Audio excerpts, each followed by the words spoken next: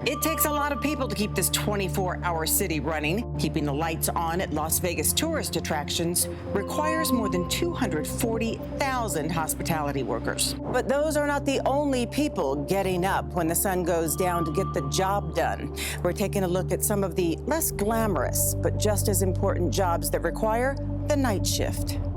Who are these people keeping the city safe, clean, and running while the rest of us are sleeping?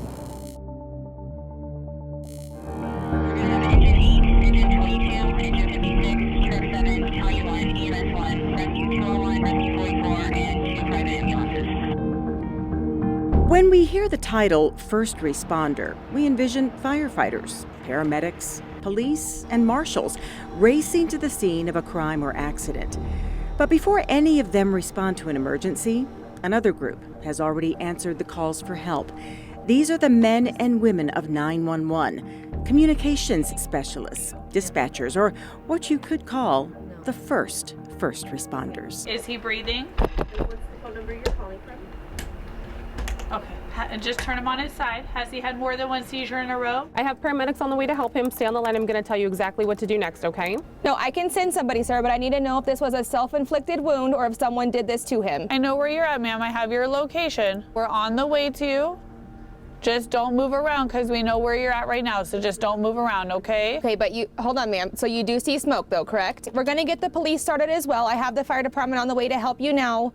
If it's safe to do so, leave the area. It's Friday night just before midnight at one of the busiest call centers in the country in downtown Las Vegas. An average week, we have about 10,000, a little bit over 10,000 calls.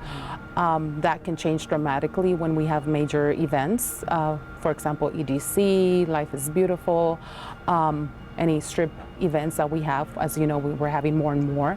That number can rapidly increase. While they are employed by Las Vegas Fire and Rescue and located inside the department Station 1, they are here to respond to emergencies way beyond the Las Vegas city limits. We process calls for the city, county, North Las Vegas, and Mount Charleston Fire District.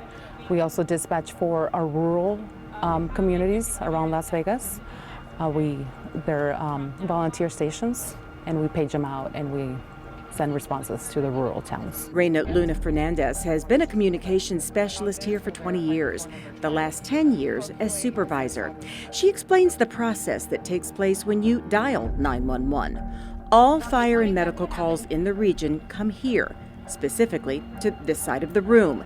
These are the call takers. They process the call. Does he have a history of stroke or brain tumor? Has the jerking stopped yet? They'll ask a variety of questions depending on the symptoms or the complaint or whatever the medical necessity is that the patient has. They'll process the call.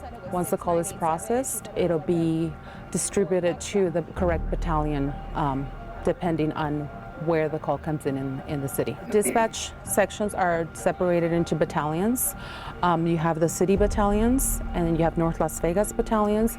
You have the county battalions. Dispatch copied. You're taking the call for engine 23. The dispatchers on this side of the room take over the call, stay on the line with the caller, and dispatch help from the proper jurisdiction. Just flag down my paramedics when you see them, okay? They're on their way. If anything changes before they arrive, I do want you to call us back immediately for further instructions, okay?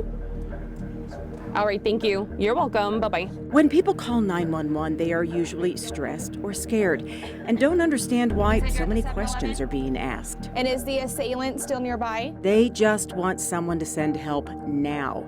Those questions are vital in determining the proper response. Let's say it's a shooting or stabbing. Then we'll ask, how many people are hurt? Are you alone, or are you the patient? Are you with the patient?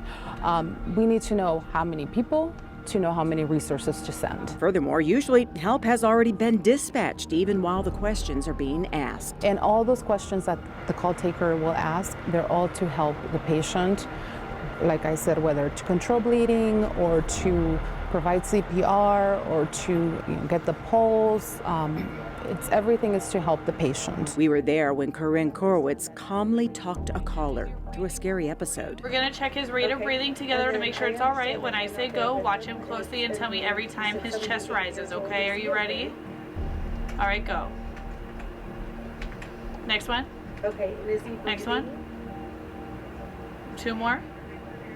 One Okay, more. I do have some other questions for Okay, you. perfect. Yes, He is sir. breathing at an Everything is effective rate. perfectly fine. I am sending the Is he paramedics to help you responding now. normally? Being calm and collected are necessary traits for this career. And when something occurs, a major life event, they have to be able to just turn off their, in a sense, their emotions and process the call and know that we are the professionals that are helping that person on the other side. The person on the other side, or the people on the other side of hundreds of calls. 911 emergency, Phil Carlo 15805. You need to fire from medical. Blue 91! Blue 91 the concert! Casino battery everywhere! October 1st, 2017. With our old phone system, the way we had it, it showed up as red. You know, like all of the phone lines were taken. There were no empty phone lines. Nellie Rodriguez was here in the call center on that fateful night. I was a 7-month employee here, so I wasn't even signed off. I was still a probationary employee when this happened. But she says the outstanding training she had received kicked in, and she knew her feelings mattered. They just couldn't matter at that moment. So my understanding of the job was, you know, you have to be tough because you're being tough for the times when other people are having the worst day of their life. You know, once adrenaline kicks in, you kind of try and disassociate yourself from the situation and remember that you're here to do a job. There were some that heard about the event and they actually came in during their off time to help us out, to help out the crew. Luna Fernandez was not here on that night, but in her 20 years on the job, she's seen the dedication and selflessness demonstrated by the communications specialist every day and in times of unimaginable tragedy. The chiefs will come in here, everybody will start working together, we'll get all the necessary information, and it's amazing to see it happen.